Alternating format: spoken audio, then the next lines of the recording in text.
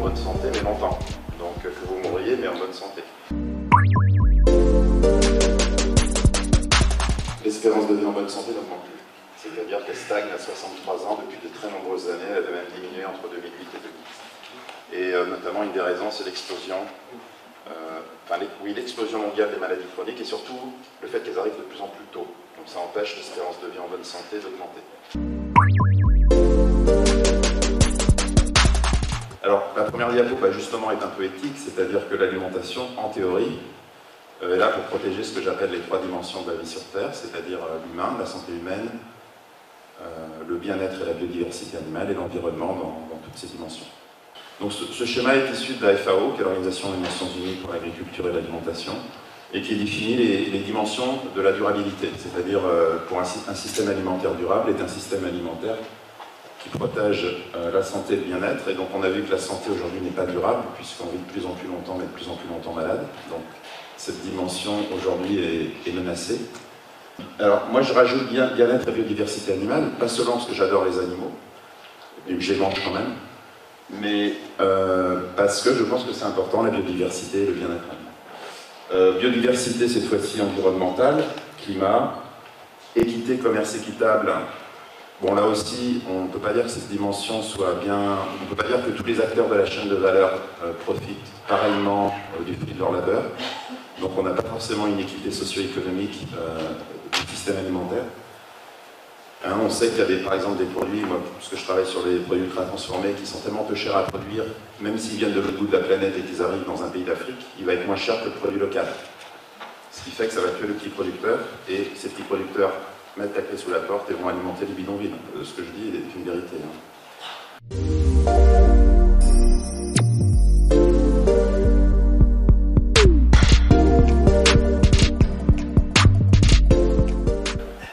Des aliments plutôt locaux et saisonniers, alors pas forcément local à 100%, parce que si on est local à 100% en Auvergne, on va arrêter de manger du café, on va arrêter de manger des bananes, et c'est important aussi de découvrir de nouvelles saveurs. L'héritage culturel, c'est quoi? Quand est-ce qu'on peut dire que l'héritage culturel est menacé en termes de durabilité? Eh bien, j'en reviens aux aliments ultra transformés, qui sont des aliments hyper standardisés sur toute la planète, qui ont la même formule, le même emballage partout, et qui se substituent progressivement aux produits locaux, les plats traditionnels. Alors en France, on résiste bien, parce qu'on a une très grande culture culinaire, mais il y a beaucoup de pays qui ne résistent pas, et on voit la street food, qui était au départ à partir de produits locaux, être remplacée par des produits hyper standardisés.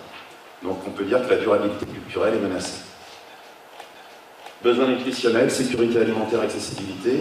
L'accessibilité est aussi menacée, puisque ça veut dire une alimentation saine pour tous, quel que soit le revenu. On sait que c'est pas vrai, on sait que les plus pauvres consomment beaucoup plus de calories très transformées, pauvres en micronutriments protecteurs.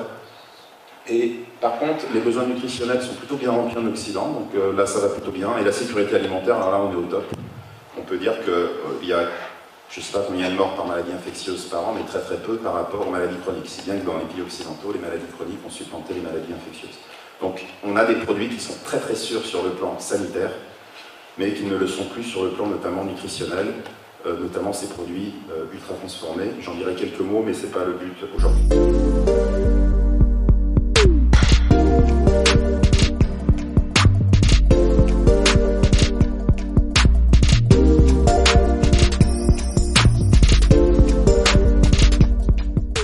C'est-à-dire que notre régime occidental omnivore a 2 grandes caractéristiques qui se sont développées de manière trop excessive après-guerre, c'est qu'il est très riche en calories animales et en calories ultra transformées. Si toute la planète se met à augmenter la consommation de ces 2 types de calories, ça menace toutes les dimensions de la durabilité.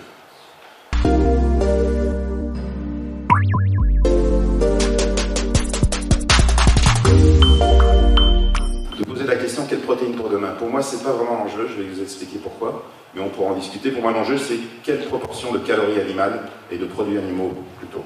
Pourquoi? Parce que plus la cible est holistique et globale, comme dans l'image des poupées russes, plus on embarque de choses avec nous. Si vous dites juste seulement protéines animales, vous allez peut-être pas embarquer le bien-être et la biodiversité animale, vous allez peut-être pas embarquer toutes les dimensions de la durabilité. Par contre, si je dis quelle proportion de produits animaux ou de calories animales, vous embarquez beaucoup plus de choses. C'est comme si vous preniez la plus grande des poupées russes et vous embarquiez toutes les autres avec.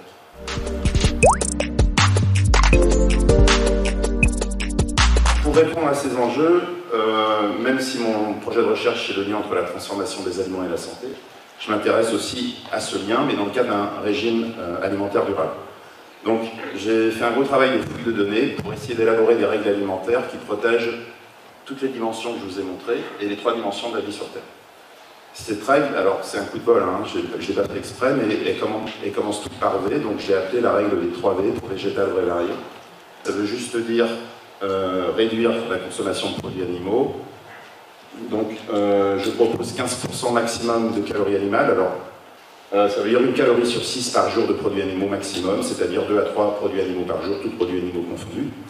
Donc on se rapproche d'un régime qui est finalement semi-végétarien ou flexitarien, c'est-à-dire entre les deux, entre omnivore et 15% de calories animales permet de remplir tous les besoins, j'ai fait les calculs, en acides aminés essentiels, en vitamine B12, en fer, enfin tout ce qui est lié aux animaux, donc il n'y a aucun souci, ça remplit bien, et les 13 grammes par jour d'acides aminés essentiels qui sont recommandés en termes d'ANIC.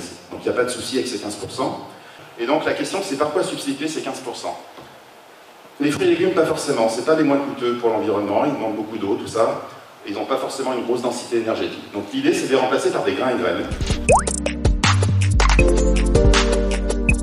Alors la légumineuse c'est un aliment super pour la santé, parce que c'est riche en fibres, en protéines, en glucides complexes, en lipotropes. Alors les lipotropes c'est des composés qui empêchent le foie gras humain.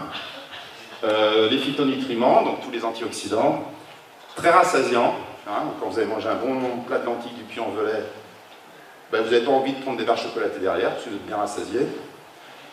Très faible index glycémique, parmi les plus faibles des produits végétaux, hein, en dessous de 35. Conserve sa structure physique en cours de digestion, donc ce qui en fait des sucres lents, et une action synergique de tous les composés protecteurs. La marge pour augmenter leur consommation est énorme, puisqu'on est à moins de 10 grammes par jour, et on était à 120 grammes par jour il y a un siècle, au début vers 1900. C'était l'aliment des ouvriers notamment. C'est peut-être pour ça qu'elles ont un peu perdu en valeur, parce qu'elles étaient considérées comme l'aliment du pauvre en fait. Hein. Peu cher, facile à conserver, simple à cuisiner. Moi, alors là c'est pas le chercheur qui parle, c'est Anthony, je suis convaincu que c'est un des aliments du futur, la légumineuse. Donc on voit que les grains et graines sont les mieux placés dans les végétaux. Et ça, vous allez voir, c'est très intéressant comme levier, parce que en France, les grains et graines sont consommés à moins de 14 grammes par jour, ce qui est dérisoire. Et quand je dis céréales, je veux dire céréales complètes, attention. Donc il y a un levier formidable d'action pour remplacer la partie de calories animales qui est en excès. Et donc l'ANSES, et puis donc les recommandations, c'est qu'il faudrait 50% de protéines animales, 50% de protéines végétales, sachant qu'aujourd'hui on est plutôt à 65-35, donc 65% de protéines animales, donc un peu trop par rapport à ce qui est nécessaire.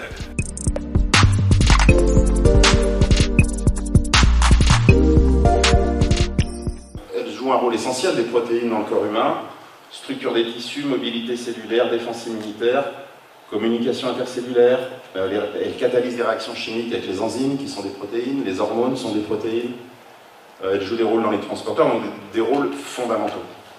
Et on observe quand même une consommation qui peut souvent aller vers les 1,4 g par kilo de poids corporel par jour. Donc on voit qu'on a tendance à manger finalement un peu trop de protéines que nécessaire.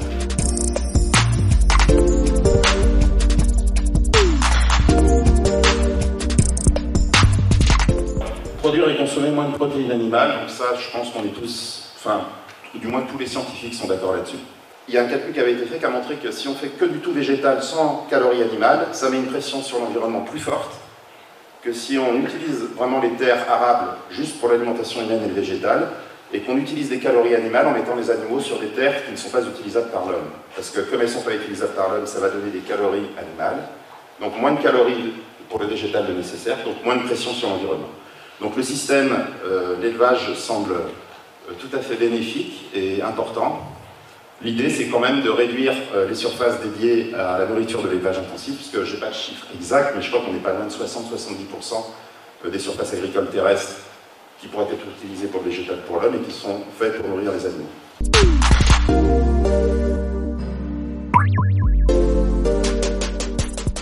Je vais juste insister sur la première règle, puisque c'est l'objet aujourd'hui. C'est vrai que toutes les études épidémiologiques montrent clairement que les produits végétaux sont protecteurs pour la santé. Tous les régimes sur la planète qui sont protecteurs ont pour caractéristique d'obéir à peu de choses près à la règle des 3 V, c'est-à-dire qu'ils sont riches en produits végétaux, pas trop transformés et variés.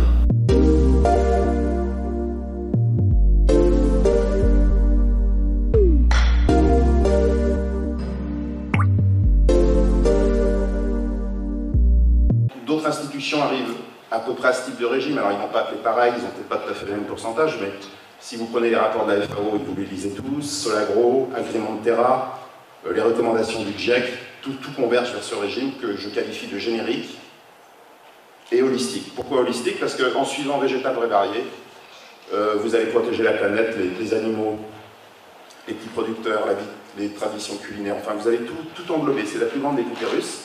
Mais vous voyez que je ne parle pas de nutriments.